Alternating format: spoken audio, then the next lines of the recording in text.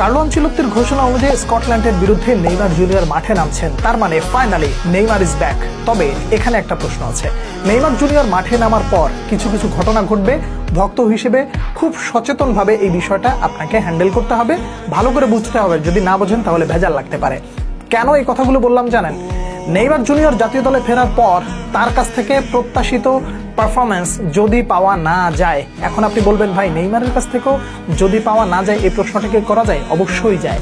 Injury থেকে ফিরে এসছেন, এসেই আপনাকে গোল করবে, এসেই আপনাকে হ্যাটট্রিক করে দেবে, এসেই দলকে জিতায় দিবে, এই ধরনের এক্সপেকটেশন থেকে একটু দয়া করে নিজেকে সরিয়ে রেখে বাস্তবতার উপরে দয়া করে নিজেকে একটু রাখুন এবং যে বিষয়গুলো বলছি একটু ভালো করে নোট ডাউন করে রাখুন।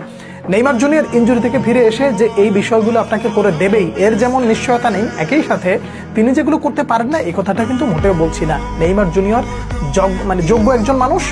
প্রশ্নটা কোন জায়গায় জানেন? প্রশ্নটা হলো নেইমার জুনিয়র কোনো রকম যদি এই যে 10 মিনিট 15 মিনিট 20 মিনিট যদি খেলে, সেই জায়গায় প্রত্যাশিত পারফরমেন্স যদি চোখে না পড়ে, তাহলে এক শ্রেণীর দরদি পয়দা হবে। সেই দরদিদের কাজ হবে কি জানেন? এই দরদিরা ক্রিস্টিয়ানো রোনালদোকে অলরেডি ধুয়ে দিচ্ছে। কেন ধুয়ে দিচ্ছে? যে ক্রিস্টিয়ানো রোনালদো কিছুই করতে পারতেছে না, সে হয়ে গেছে